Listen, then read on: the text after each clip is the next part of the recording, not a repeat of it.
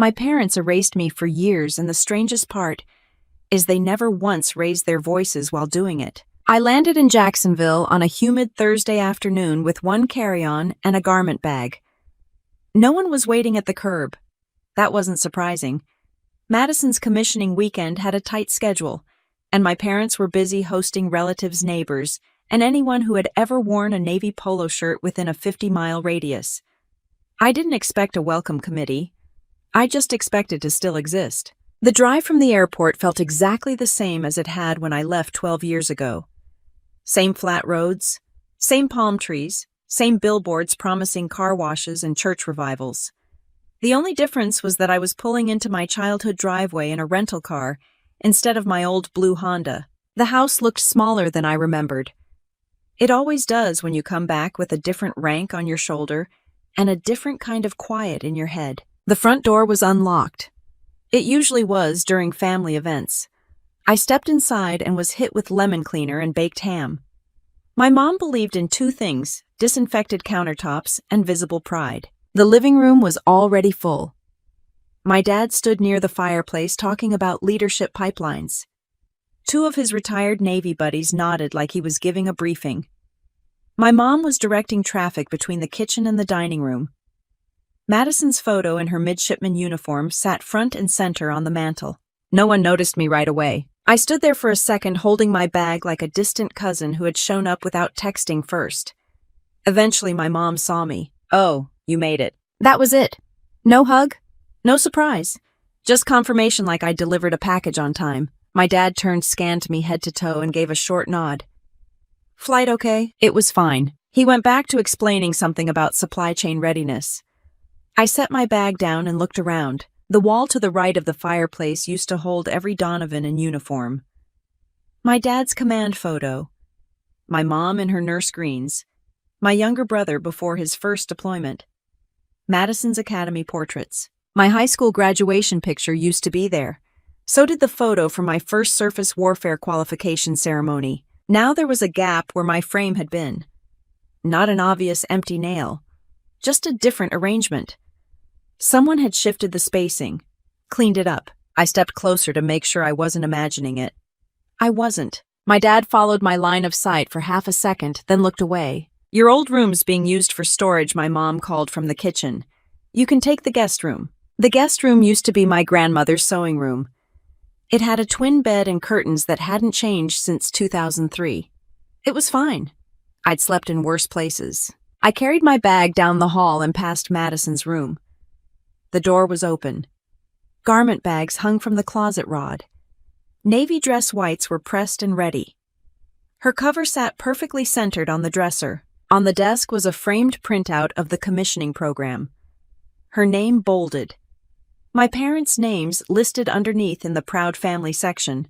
Mine wasn't there. I stood in that doorway for a moment reading the program like I was looking for fine print. There wasn't any. I wasn't forgotten by accident. I was just not included. At dinner, the house filled up even more. Plates clinked. Someone popped a bottle of sparkling cider. My dad raised a glass to tradition. Madison sat beside him, glowing in that way people glow when the spotlight feels earned. A neighbor leaned across the table and asked my mom, "So what's your older daughter up to these days?" My mom smiled politely. "She works overseas. Consulting. Travels a lot. Consulting." That was new. Last Christmas, I'd been between assignments.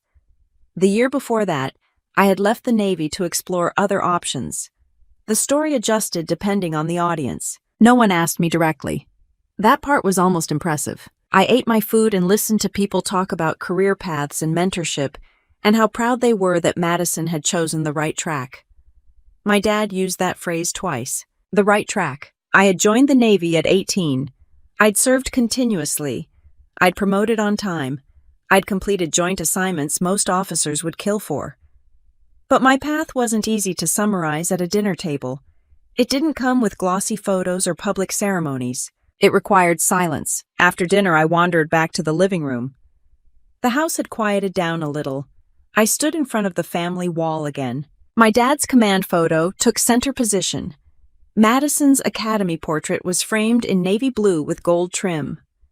My brother's deployment photo sat just below. There was no sign I had ever lived there. I didn't feel anger. Not yet. It was more like a strange detachment, the kind you get when you realize the story you thought you were part of has been edited without you. My dad came to stand beside me. "You know," he said, keeping his voice low, "it's just easier when people understand what you do." I looked at him. People understand Madison. They understand your brother. They can point to it. Academy. Commissioning. Deployment. Clear steps. And me, he hesitated. "You chose something less visible." Less visible. That was the word he'd settled on after 12 years. I nodded once. It wasn't optional. He didn't respond to that. Maybe he didn't want to. In the hallway, I caught my reflection in the mirror. Civilian clothes, hair pulled back, no insignia, no hint of the unit patch I wore most days. If I didn't say anything, no one here would ever know. The next morning was the ceremony. I pressed my clothes simple and neutral. Not a uniform, not a statement, just a presence. Before we left, I walked past the mantel one more time. Madison's photo had been moved slightly closer to the center overnight, as if to make space for congratulatory cards. The gap where my picture used to hang was gone. Clean wall. Fresh paint, like I had never been there at all. I adjusted the collar of my shirt and followed my family out to the car without saying another word. The drive to Naval Air Station Jacksonville took about 20 minutes, but it felt longer with 4 people pretending nothing was off. Madison scrolled through her phone in the front seat, double-checking the ceremony schedule. My mom kept reminding her to sit up straight in uniform. My dad drove like he was late to a briefing. No one asked where I'd be sitting. The auditorium was already filling when we arrived. Rows of chairs faced a stage with a Navy SEAL behind the podium and a large American flag to the left. Families clustered near the front saving seats with programs and handbags. My dad walked straight down the center aisle with the confidence of someone who had spent half his life in rooms like this. My mom followed, smiling at other parents. Madison peeled off toward a group of midshipmen in dress whites. I slowed down just enough to let the 3 of them get ahead. Near the front row, my dad placed his hand on the back of 2 seats and nodded at my mom. "These are ours." The reserved placards read, "Donovan Family." There were 3 chairs. My mom glanced back, saw me standing a few rows behind, and gave a small wave like she'd just noticed a neighbor at church. "There should be open seating in the back," she said, not loudly, just enough. I nodded and kept walking. The back rows weren't empty, just less curated. No name cards. No programs laid out neatly. I took a seat near the aisle, far enough back that I could see the whole stage without anyone turning around to look at me. From there, the scene looked almost staged. Proud parents in press jackets. Cameras ready. Whispered reminders about posture and hand placement. My dad sat upright, hands folded, scanning the program like he was reviewing an operations order. A woman 2 seats down leaned toward me. "Are you with one of the officers?" "Yes," I said. "Which one?" "Madison Donovan." Her face lit up. "Oh, she's up front. Your sister?" I nodded. "She's lucky. Looks like her parents are very proud." I almost laughed.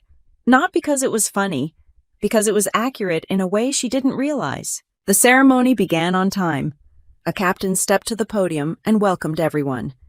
The national anthem followed. Everyone stood. I stood, 2 hands at my sides, eyes forward. The flag on stage didn't look any different from the ones I'd stood in front of for years. Same colors, same weight. Names were called in alphabetical order. Applause rose and fell in waves. When Midshipman Madison Donovan echoed through the speakers, my parents' row erupted. My dad clapped once sharp and controlled, then again with more energy. My mom dabbed at her eyes before Madison even reached the stage. Madison walked with measured steps, chin level, shoulders squared. She looked prepared. She looked like she belonged there. She raised her right hand and repeated the oath. Her voice carried clearly through the microphone. When it was done, the crowd applauded again. Then came brief remarks from selected officers. Madison had been chosen to speak on behalf of her class. She stepped to the podium and adjusted the microphone. "I grew up in a Navy family," she began. "Service has always been part of our home. My father commanded at sea. My mother served as a Navy nurse. My brother is currently deployed. Watching their commitment shaped who I am. Applause broke out halfway through that sentence. She smiled and continued. Today I'm proud to carry that tradition forward. That was it. No pause. No glance toward the back. I didn't expect a speech about me. But hearing the full family legacy recited like a resume without my name in it landed differently in a public room. It wasn't malicious. It was clean, efficient, edited. A few rows ahead, my dad sat taller with every word. My mom reached for his hand. The woman beside me leaned over again. Beautiful family story. Yeah, I said. When the formal portion ended, people surged forward toward the stage for photos. I stayed seated until the rush cleared. There's a rhythm to ceremonies like this. You either move with the crowd, or you wait until it thins out. I chose to wait. Eventually, I made my way down the aisle. Madison stood between my parents holding her cover in one hand, while my mom adjusted her collar like she was still a teenager heading to prom. My dad spotted me approaching and straightened slightly. Riley, he said, a hint of something in his tone I couldn't quite place. You made it down. I was here the whole time. Madison turned toward me. For a second, her expression softened. Then it shifted back to something more controlled. Thanks for coming, she said. It means a lot. There were people around us, cameras raised. I kept my voice even. You did well. A junior officer standing nearby looked at me briefly, then at Madison, as if trying to place me in the family configuration. He didn't ask. My mom pulled Madison closer for another picture. Let's get one, just the three of us, she said to my dad and Madison. I stepped back automatically. The photographer counted down. Flash, then another. Behind us, more officers and families gathered. Conversations overlapped. Laughter filled the room. I shifted to the side near the aisle again, watching from a small pocket of space that no one else seemed to need. A few minutes later, a group of senior officers entered from the side door, moving through the crowd to congratulate the new commissions. Their uniforms stood out even among the white dress uniforms on stage. One of them paused mid-stride a few rows ahead of me. He turned slightly, scanning the room as if something had caught his attention. Then his eyes settled in my direction and he stopped walking. He changed direction without hesitation and walked straight toward me. Up close, I recognized him immediately. Commander Ethan Caldwell. Last time I'd seen him in person, we were in Coronado reviewing an after-action brief that wasn't going to leave the building. He looked exactly the same now, calm, squared shoulders, ribbons aligned like they'd been measured with a ruler. He stopped a few feet away. His posture shifted. Not casual, not social, professional. He stood at attention. Ma'am. He didn't raise his voice. He didn't smile. He didn't explain. But he held eye contact the way officers do when rank and history are understood without a word. A couple of nearby lieutenants noticed the shift first. Then one of them straightened instinctively. It's contagious in uniform. When someone senior locks in, everyone else recalibrates. Caldwell gave a brief nod. Good to see you. You too, I said. That was the entire exchange. No handshake. No dramatic reveal. Just two people who had served in the same system acknowledging it in the open. But it was enough. The space around us quieted in a way that only military rooms can. Not silent. Just tuned. One of the junior officers glanced at Caldwell's insignia, then back at me, recalculating. Caldwell didn't linger. He shifted back to neutral stance and continued down the aisle to congratulate the newly commissioned officers. But the air had already changed. I felt it before I saw it, my father watching. He wasn't smiling anymore. He wasn't frowning either. He was studying Caldwell's collar device and name tag, like he was trying to reverse engineer a chain of command. Madison turned, following his gaze. Do you know him? She asked low enough that only the four of us could hear. Yes, I said. How? Work. My dad stepped closer. What kind of work? Naval Special Warfare. It wasn't loud. It didn't need to be. My mother's expression tightened slightly, like she had just realized she'd missed a detail in a story she'd been telling for years. You never said that, she said. I wasn't allowed to say much. My dad's jaw flexed. Special warfare isn't exactly consulting. No. A couple of Madison's classmates drifted near us, overhearing fragments. Sir, one of them said to my father, Commander Caldwell works out of Coronado, right? That's correct. Caldwell answered from a few feet away, overhearing the question as he finished greeting another family. He glanced back at me briefly before continuing on. Coronado. My dad knew exactly what that meant. He had spent decades in the Navy. He understood the structure. He understood what kind of assignments move through Coronado. You don't just consult there. He looked at me again, but this time not like a stranger. Like someone trying to reconcile two versions of the same person. Since when, he asked. Years. Why didn't you tell us? I kept my tone steady. Because most of it isn't public. And some of it isn't mine to explain. Madison folded her arms lightly, still holding her cover. So you're... what attached to a SEAL team? I've been assigned to NSW for a while. That's not what Mom's been telling people, she said. I noticed. There wasn't anger in her voice yet. Just confusion. A photographer waved Madison over for another set of pictures with her commissioning class. She hesitated for half a second, then walked away. My dad stayed where he was. You understand how this looks, he said quietly. How what looks? You show up after years of being distant, and a commander from Special Warfare stops mid-ceremony to address you. I didn't ask him to. That's not the point. I let that hang there. Around us, families were hugging, laughing, taking group photos. The noise level rose back to normal. Whatever ripple Caldwell's acknowledgement had caused was settling into speculation. My mom adjusted the strap on her purse, still watching me like she was trying to decide whether to be proud or irritated. You could have told us something, she said. Anything. I told you I was still in. That's not the same. No, it wasn't. My dad glanced toward Caldwell again, now speaking with a captain near the exit. You're a commander? He asked finally. Yes. The word landed harder than I expected. You made 05, he said, almost to himself. Yes. And you never. I didn't get a ceremony, I cut in gently. Not one you could attend. That part was true. Promotions at that level don't always come with a big family event. Especially not in certain assignments. He looked back at the stage where Madison was posing with her commissioning certificate. Your sister worked for this, he said. 4 years at the academy. This ceremony matters. I know. And today is her day. I know. He studied my face, searching for something, maybe resentment, maybe competition. He didn't find it. I didn't come to take anything from her, I said. He nodded once, but his eyes were still calculating. Madison returned from the photo line, cheeks flushed, smile slightly forced. So she said, glancing between us, when were you planning to tell us you're in Special Warfare? I just did. She gave a short laugh that didn't quite reach her eyes. That's convenient. For who? For you, she said. You get to show up, drop that, and suddenly everyone's rethinking the story. I didn't drop anything. He recognized me. She held my gaze a beat longer than necessary. You've always liked being hard to explain, she said. That wasn't the goal. My dad stepped between us slightly, not physically, but in tone. Enough, he said. This is a celebration. He put a hand on Madison's shoulder. We can talk about this later. Madison nodded, but her expression had shifted from confusion to something sharper. Around us, officers continued making their way through the crowd. Caldwell had nearly reached the exit now. As he passed, he gave one last brief glance in my direction. Not dramatic, just acknowledgement. Then he was gone. The noise of the room returned to full volume. Cameras clicked.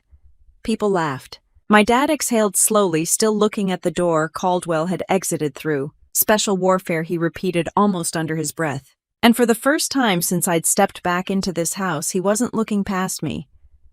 The ride home felt tighter than the drive over. Madison stared out the passenger window, still in uniform, fingers tapping lightly against her cover. My dad drove slower this time. My mom kept adjusting something in her purse that didn't need adjusting. No one turned on the radio. Back at the house, relatives were still lingering. A few congratulated Madison again. Someone asked about dinner plans. My dad gave short answers and said we'd be keeping it small. Eventually, the house cleared out. The front door shut. The noise dropped. Just the hum of the refrigerator and the faint buzz of the ceiling fan. My dad stood in the living room with his hands on his hips, facing me like I was a junior officer waiting for a debrief. Naval Special Warfare, he said again. How long? 8 years attached.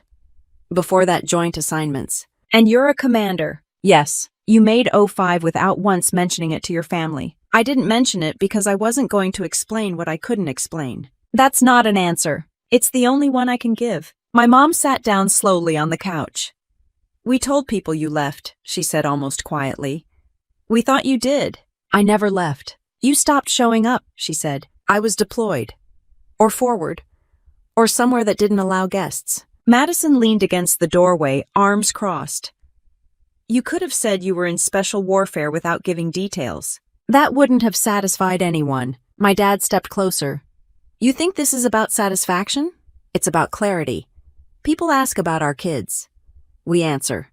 That's how it works. That's how it works for visible careers, I said. And yours isn't visible. Not the way you like. He didn't like that. I built my career in public, he said. My command was on record. My deployments were listed. When I stood somewhere, people knew what I did. I know. And you chose a path that disappears. I chose orders. He exhaled sharply. You always frame it like that. Like everything just happened to you. It didn't just happen. I applied. I qualified. I was selected. For what Madison asked. For integration roles inside Naval Special Warfare. She shook her head slightly. Integration, you asked? I just didn't realize that meant you outranked half the room today. That's not how rank works. It looked like it did, she said. There it was. Not anger, not pride, just friction. My mom looked between us. We were proud today, she said. Of Madison. Of her oath. Of her speech. I know. And then her commanding officer stops and addresses you like you're his superior. I am. Silence. My dad's eyes narrowed, not in disbelief, but in recalibration. So that was about rank. Yes. And your...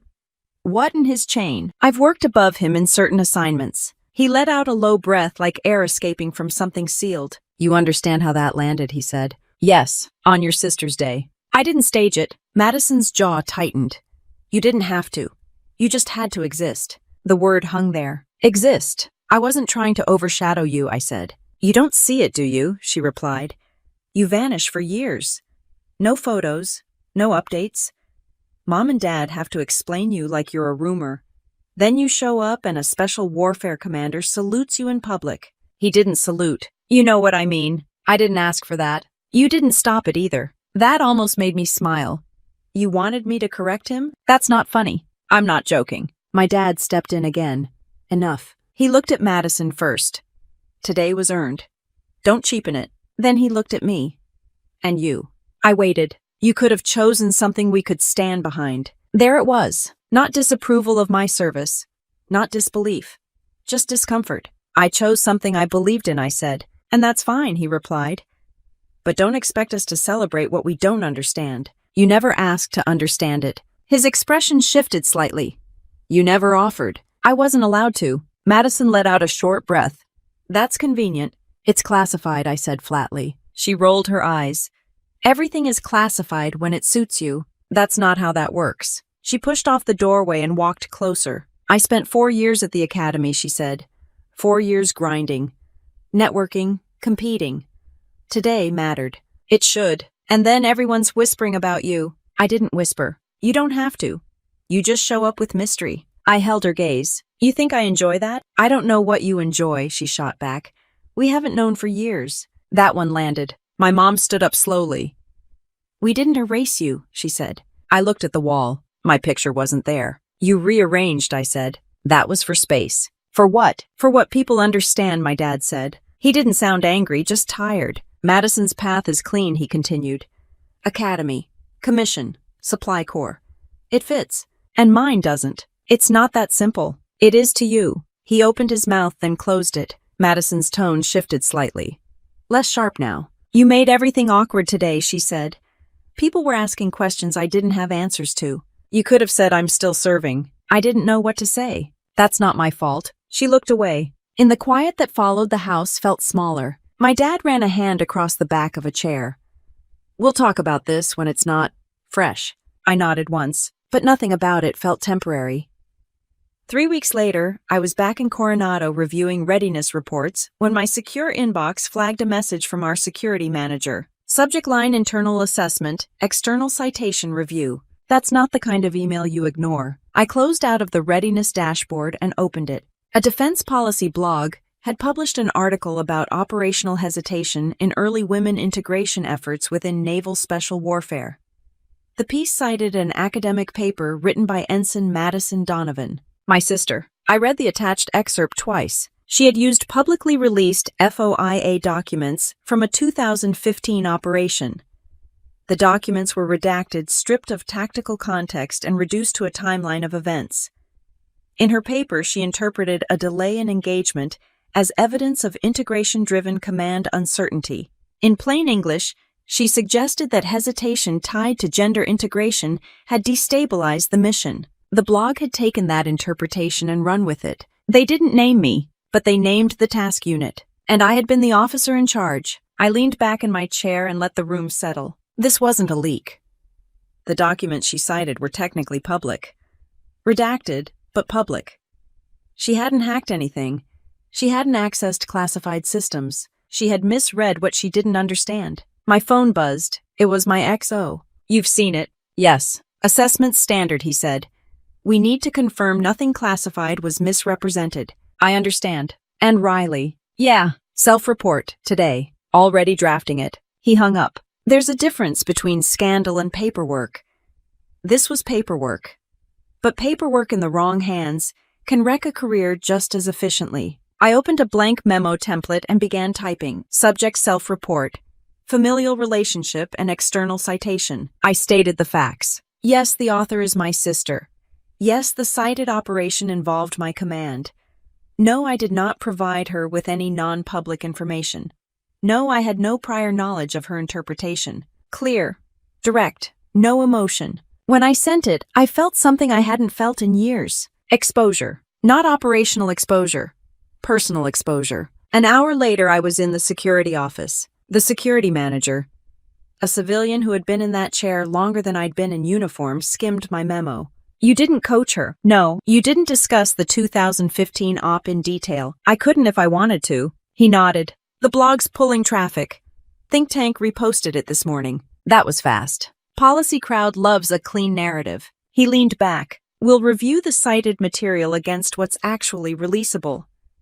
If it's just bad analysis, we close it. And if it's not, then it's not." I left his office knowing exactly what that meant. By mid-afternoon, 2 more emails came in. One from the legal advisor assigned to NSW. One from an admiral's staff requesting a summary of the original operations decision points. The blog post was gaining traction, not viral, but noticed. That night I read Madison's full paper. It wasn't malicious. It wasn't sloppy. It was incomplete. She framed the delayed engagement as uncertainty. She had no way of knowing that the delay was due to a confirmed civilian presence in the structure. That information never made it into the redacted file. We had held fire because there was a child inside. We had adjusted the entry plan because we refused to turn a room into a statistic. None of that was in the public record. And now her academic interpretation was being cited as evidence that integration introduced instability. I closed the document. My phone lit up with my father's name. I let it ring once before answering. "What's going on?" he asked immediately. "You read it." I had 3 calls this morning. From who? Old colleagues. Asking why our names attached to a policy argument. Our name? Yes, Riley. Donovan. I took a breath. "It's a blog post, Dad. It references special warfare.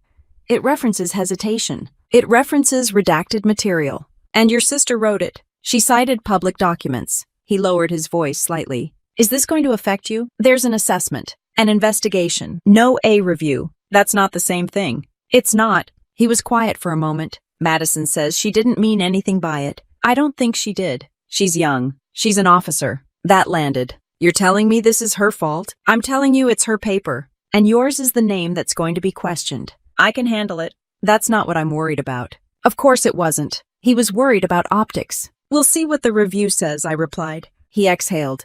"You two can't keep doing this." "Doing what?" "Creating situations where people have to choose sides." No one was choosing sides.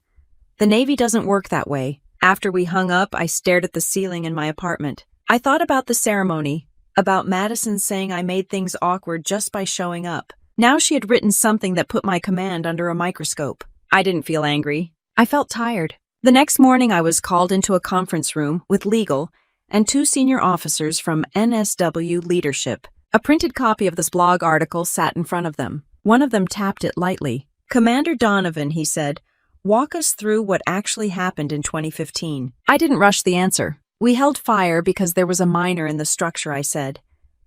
"We adjusted entry to minimize collateral risk. Engagement followed revised ROE approval." He nodded slowly. "That context isn't in the FOIA release." "No, sir." "And your sister didn't have access to it?" "No, sir." The legal advisor flipped through her notes. From what we can tell, no classified information was disclosed. The issue is interpretation. Interpretation. The easiest way to distort a story without breaking a rule. The senior officer looked at me directly. You understand why this matters? Yes, sir. You also understand that perception can shape policy. I do. He closed the folder. Then we need to correct the perception. He didn't say how. He didn't need to. I walked out of that conference room knowing the situation had officially moved beyond family. Perception shaping policy isn't a casual phrase in naval special warfare. It means someone at a higher level is watching. It means your name is now connected to a discussion that can outlive the original event. By the time I got back to my office, my calendar had updated again. Meeting security follow-up, meeting strategic communications, meeting command review, prep. That's how you know something small has grown legs. The security manager called me in first. Standard procedure, he said, though the tone was sharper now. We need to document that you've had no unauthorized discussions with Ensign Donovan since publication. I haven't. Any text messages? Calls? Casual comments? No. You aware of her research topic before it went public? She mentioned she was writing about integration. That's it. He typed for a moment. You understand how this looks externally? Yes. Senior leadership's sensitive to the integration narrative right now. I'm aware. He paused and leaned back. This isn't about punishing you, but it is about ensuring there's no appearance of influence or coordinated messaging. Understood. He studied me for a beat longer. Family makes this messy. That's not in the instruction manual, I said. He almost smiled. It's not. When I left his office, I checked my phone. 2 missed calls from Madison. I didn't return them immediately. In the afternoon, I sat across from the NSW communications liaison. Civilian contractor. Former public affairs. Calm, polished. We're not issuing a press release, she said. That would elevate it. But we are preparing a clarification memo for internal circulation. About the 2015 operation, yes, within classification limits. Will it name the author of the paper? No. We're addressing the narrative, not the person. That mattered. She folded her hands. You're the operational lead referenced in the redacted file. I am. Are you comfortable standing behind the decision to delay engagement? Yes. No hesitation. No. She nodded slowly. That's important. I left that meeting feeling something I hadn't expected. Not anger, responsibility. Later that evening, I called Madison back. She picked up on the second ring. So it's a thing, she said immediately. Yes. I didn't leak anything. I know. I used public documents. I know. Then why is everyone acting like I detonated something? Because interpretation matters. There was silence on the line. I didn't say women shouldn't be there, she said defensively. I said integration introduced complexity. In a vacuum that reads like instability. That wasn't my point. It became your point once it got cited. She exhaled hard. You think I was trying to undermine you? I think you were trying to write a strong paper. And you didn't have the full picture. Well, that's on the Navy, not me. Not entirely. She bristled. You're blaming me? I'm explaining the consequences. She went quiet again. I had no idea you were the task unit lead, she said finally. That wasn't public. You could have told me. I couldn't. See, that's what I mean. You operate in shadows, then act surprised when people fill in the blanks. That's not fair. Neither is being called by senior staff asking if I just embarrassed the family. There it was again. The family. This isn't about the family, I said. It's about operational integrity. It's always about something bigger with you. That's how the job works. She laughed softly, but it wasn't friendly. You always get to stand above it. That's not what this is, isn't it? I didn't respond immediately. She continued. I spent years building something clear. Trackable. Academy. Commission. Supply Corps. Everyone understands it. I know. And now my first academic paper is being dissected because it intersects with your world. You wrote it. You didn't correct me before it went public. I didn't see it. You could have asked. You didn't ask. That hung there. I'm not your subordinate, she said. I never treated you like one. You didn't have to. We ended the call without resolving anything. The next morning, I was called into a smaller briefing room. This time it was my direct superior and one other officer from strategic planning. A printed summary of Madison's paper sat between us. We've reviewed the FOIA release and your after-action report, my superior said. There's no contradiction. The delay was tactical. Yes, sir. The issue is the external narrative framing that delay as uncertainty tied to integration. I understand. He looked at me steadily. Do you believe that narrative is inaccurate? Yes, sir. Do you believe we should clarify it? Yes, sir. He nodded once. Then we'll clarify. The other officer spoke up. Be aware, Commander. Once this memo circulates internally, it may leak externally. Not because of you. Because of interest. I understand. You're comfortable with that. I stand by the decision we made in 2015. He held my gaze for a second longer. That's what I needed to hear. When I left that room, the sun was already dropping over the Pacific. Coronado looked calm, almost indifferent to the conversations happening behind secured doors. I checked my phone again. One new message from my father. Call me. No explanation. No context. Just 3 words that carried more weight than the entire blog post. I stood there for a moment before deciding whether to dial.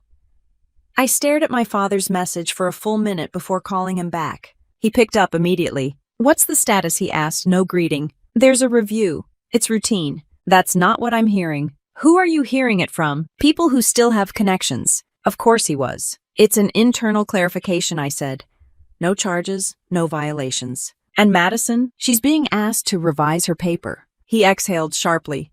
She's 29, Riley. She's an officer. That doesn't mean she understands the ripple effect of policy arguments. It means she's responsible for what she publishes. He was quiet for a second. You could have shielded her, he said. From what? From becoming the example. I'm not the one making her an example. You could have softened this. I leaned against the wall outside my office, watching junior officers move between buildings. Dad. I said if I start adjusting packets because of family, that's the real problem. You're choosing your unit over your sister. Yes. He didn't like that answer. That's cold. It's professional. You think I never had to balance those lines? I think you didn't have to balance them this way. That landed. You always make it sound like your path is harder, he said. It's not harder. It's different. And now your difference is affecting her. No, I said evenly. Her paper is affecting my unit. Silence stretched on the line. I won't let them damage your record, he said finally. They're not trying to. You don't know that. I do. He didn't argue further. After we hung up, I went back inside and pulled up the draft clarification memo Communications had prepared. It was tight, factual, no emotional language.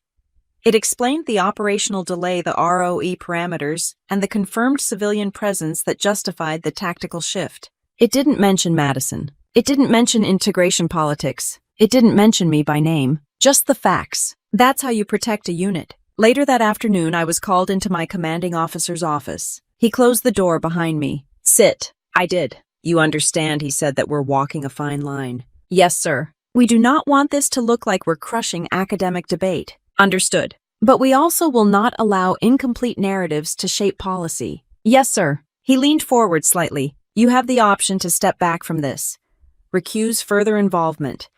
Let another officer handle clarification. I considered that. If I stepped back, no one could accuse me of protecting myself. If I stayed engaged, I could ensure the context was accurate. I'll stay involved, I said. You're certain? Yes, sir. Even if it means tension with your family. That tension already exists. He studied me for a moment. Personal and professional lines rarely cross cleanly, he said.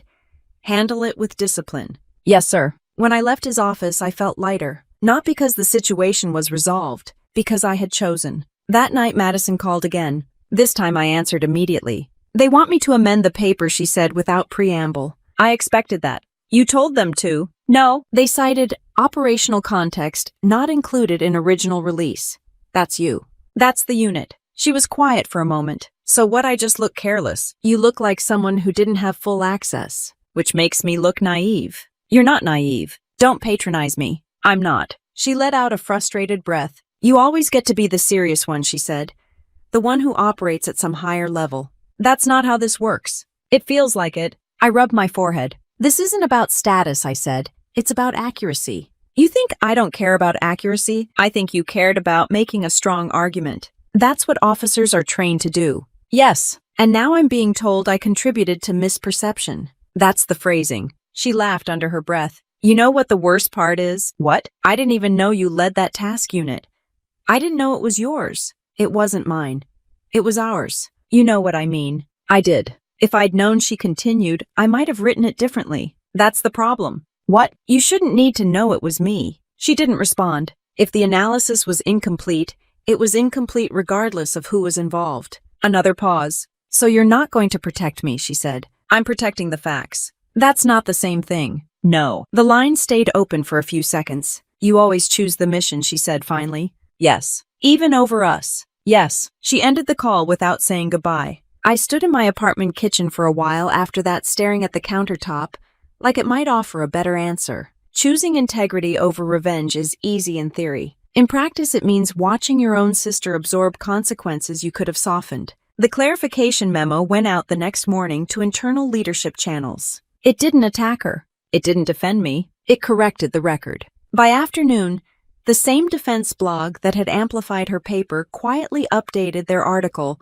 with an addendum referencing additional operational context provided by naval sources. Not a retraction, not an apology, just a shift. And that shift was enough. When my XO stopped by my office before heading home, he gave a short nod. Handled. Yes, sir. You didn't make it personal. No, sir. Good. As he walked away, I realized something uncomfortable. For the first time in this entire situation, I wasn't worried about my career. I was wondering how Madison was explaining this to our parents.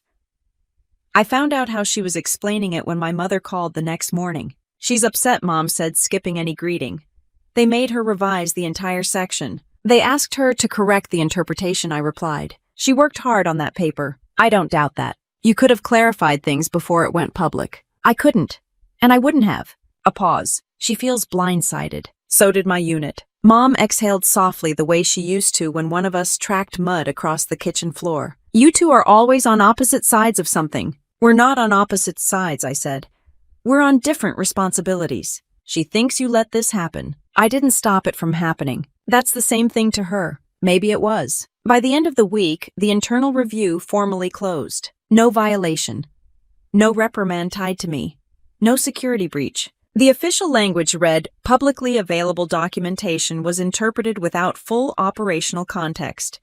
Clarification provided. That was it. No drama, no headlines. Inside NSW channels. The clarification memo had done its job. Senior leadership acknowledged the corrected framing. The Admiral's staff moved on to other priorities. In the policy world, the blog's update shifted the tone. The think tank that had cited the article quietly edited their footnote to include subsequent operational clarification. In other words, the machine corrected itself. That's how it usually works when no one panics. Late that afternoon, I was called into my commanding officer's office again. He didn't waste time. The review is closed, he said. No action against you. No action against the unit. Yes, sir. Your handling of it was noted. In what sense? You stayed factual. You didn't escalate. You didn't personalize. I wasn't going to. He nodded. Not everyone can separate family from command. That's part of the job. He studied me for a second. You're up for assignment review next quarter. I'm aware. This won't hurt you. That mattered more than I let on. Thank you, sir. He leaned back slightly. I'll say this once. You don't need to carry this alone. If family pressure becomes interference, we address it. It hasn't crossed that line. Good. When I stepped outside, the Pacific wind cut through the courtyard. Sailors moved between buildings like nothing had happened, because for most of them, nothing had. That night, Madison called again. Her voice was steadier. They closed it, she said. Yes, so that's it. That's it. They made me rewrite the entire integration section. I figured they would. They didn't accuse me of anything. No. They just corrected it. Yes. She went quiet for a moment. Dad thinks this is all politics. It is in a way. He says policy people overreact to narratives. They react to perception. And you. I react to accuracy. She gave a short, humorless laugh. You always sound like a briefing slide. Occupational hazard. There was a pause that felt less hostile than before. I didn't know about the civilian presence, she said finally. It wasn't in the file. I know. If it had been, I would have framed it differently. That's why classification exists. That's a convenient shield. It's also real. She sighed. Do you know what it feels like, she asked to realize? You wrote about something your own sister led and didn't even know. Yes. How? Because I've led things you'll never read about. That one landed. I didn't mean to undermine you, she said. I know. But you didn't protect me either. No. Why? Because protecting you by distorting facts would have damaged more than your paper. She didn't respond immediately. You really don't bend, she said. I do. Just not there. A long exhale came through the line. Mom says you're different. I am. She thinks we never knew how to explain you. That's not new. There was a faint shift in her tone, something less defensive. Did you ever want us to? She asked. Yes. Then why not tell us? I told you I was still in. That's not the same as saying what you do. I couldn't say what I do. That still feels like distance. It is. Silence settled between us again, but it wasn't sharp. I rewrote the section, she said. Added language about incomplete public data. Removed the instability framing. That's good. It doesn't feel good. It's not supposed to. Another pause. You always choose the institution, she said. I choose the mission. Same thing. Not always. She didn't argue. Before hanging up, she added quietly, I didn't realize you were carrying that much. I wasn't carrying it alone. That's not what it looks like from the outside. We ended the call without tension this time. A few days later, my father called again. This thing's over, he asked. Yes. And your record? Intact. And Madison. She amended the paper. He hesitated. I spoke to her, he said. And she's embarrassed. She'll survive. You sound certain. I am. He cleared his throat. You handled yourself well. That was as close to praise as he'd get. Thank you. I didn't know, he said quietly. About the civilian presence. You weren't supposed to. Another pause. I assumed hesitation meant doubt. It didn't. He absorbed that. I misread you, he said. It wasn't an apology, but it wasn't nothing. When I hung up, I walked through my apartment and stood by the window. The review was closed.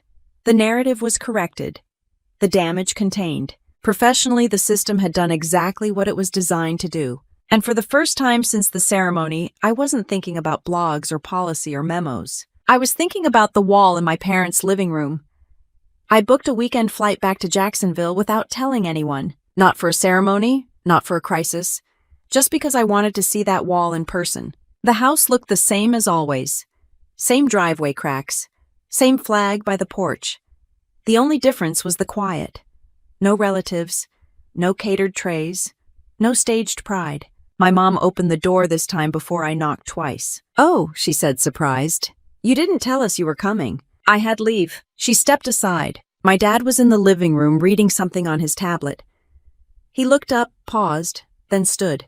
You didn't have to fly out, he said. I know. I walked into the house slowly, not because I was hesitant, but because I didn't want to miss anything. The wall was the same color.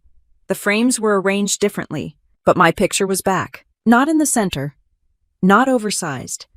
Just aligned properly between my brother's deployment photo and Madison's academy portrait. No ceremony. No announcement. Just placement. I stopped in front of it. It was my '05 promotion photo. Dress uniform. Neutral expression. Nothing dramatic. You found that, I said. My mom answered from behind me. Your father kept it. That surprised me more than the frame. He never threw it away, she added. I turned slightly. My dad wasn't defensive. He wasn't proud either.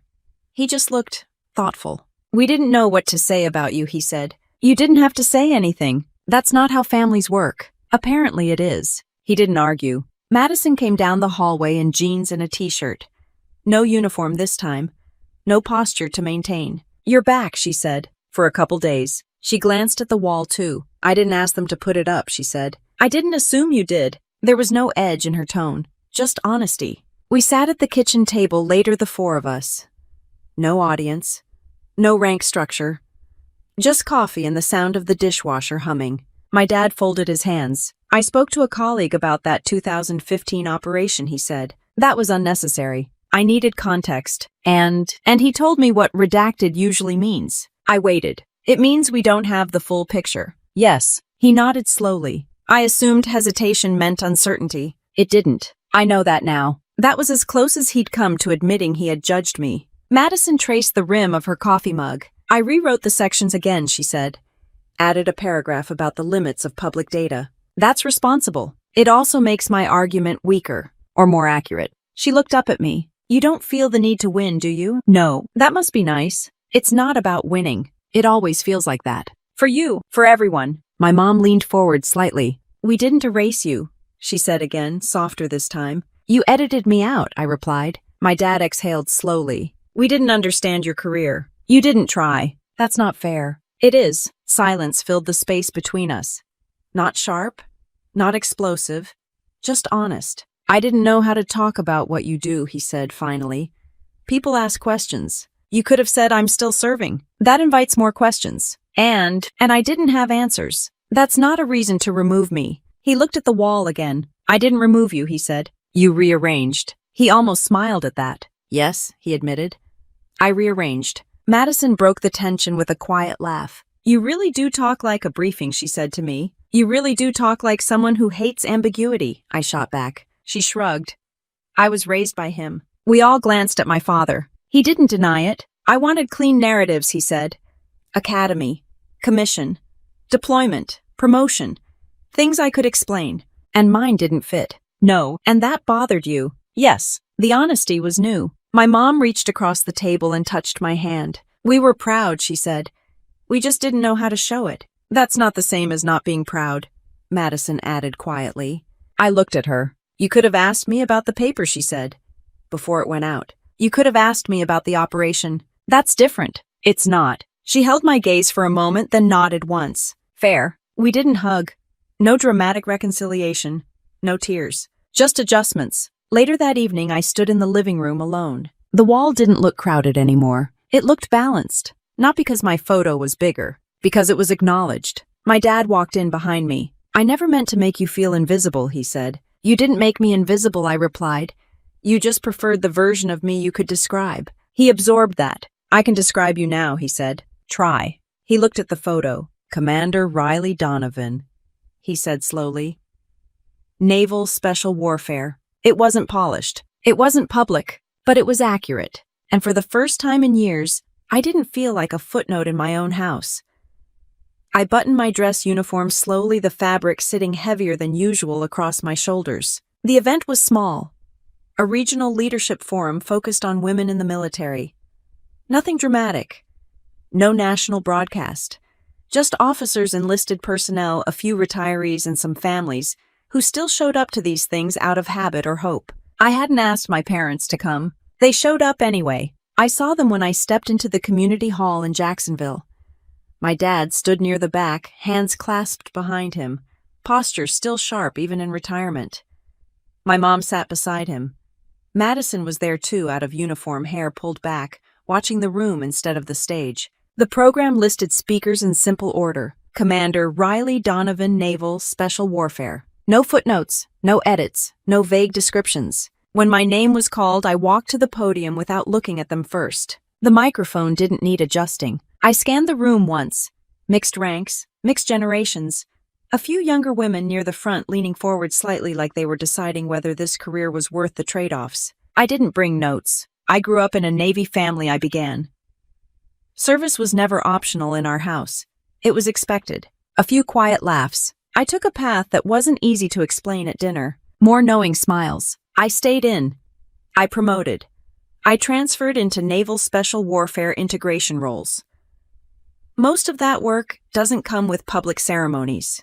No dramatic pause, just facts. There was a time when my own family didn't know how to describe what I did. And to be fair, I didn't make it easy. Light laughter this time. But here's what I've learned. I rested my hands lightly on the podium. Visibility and value are not the same thing. The room stayed quiet. Just because your work isn't easily summarized doesn't mean it isn't real.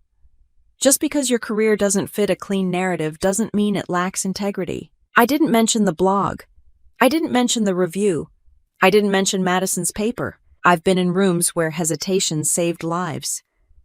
I've been part of decisions that looked uncertain on paper, but were precise in execution. Context matters. A few heads nodded, and sometimes the hardest part of this job isn't the mission. It's explaining the mission to people who love you. That one landed harder. I didn't look toward the back, but I knew they were listening. You don't owe anyone a version of your career that makes them comfortable, I continued. But you do owe your team accuracy. And you owe yourself honesty. No applause yet, just attention. If you're considering a path that isn't flashy, that isn't Instagram-friendly, that doesn't come with a big ceremony, good. The military needs people who are comfortable operating without applause. That got a few small smiles. I didn't stand here today to talk about being overlooked. I'm here because I chose to stay aligned with my unit when it would have been easier to make things personal. I let that settle. You can't control how people frame your story, but you can control whether the story is accurate. When I stepped away from the podium, the applause was steady. Not explosive, not dramatic, just earned. As I walked off stage, I finally glanced toward the back. My dad was standing. Not rigid, not performing. Just standing. My mom clapped with both hands, not dabbing at her eyes this time, just present. Madison didn't look embarrassed or overshadowed. She looked thoughtful. After the event, a few junior officers approached with questions about career tracks and integration roles. I answered them plainly. No recruitment speech. Just options. When the crowd thinned, my family walked over. My dad extended his hand first, formal, controlled. "Good remarks," he said. "Thank you." He hesitated. "I can explain you now," he added. "That's not necessary. It matters to me." I held his gaze for a second. "Then explain me correctly." He nodded. My mom stepped in next and hugged me briefly. No theatrics, just a squeeze. Madison waited a beat before speaking. "You didn't take a shot at me," she said. "That wasn't the goal." "You could have." "Yes." She considered that. "I revised the paper again," she said quietly. "Added a section about decision-making under incomplete information." "That's better. It's less dramatic. Most accurate things are." She smiled slightly. "I'm still going to argue policy one day," she said. "I'd expect nothing less." We stood there for a moment, not perfectly aligned, not suddenly healed, just recalibrated. Later that evening, I walked outside alone for a few minutes. The air in Jacksonville felt different than it had the day of the ceremony. Not because the town changed, because I wasn't bracing anymore. For years, my parents had rearranged the story to fit what they could explain. For years, I let them. Being erased isn't always loud. Sometimes it's a missing photo, a vague answer at dinner, a simplified version of your career. But being seen does not require spectacle either. It requires accuracy. When I drove away from the community hall, I didn't check the rearview mirror to see if they were watching. I didn't need to. My name wasn't a rumor anymore.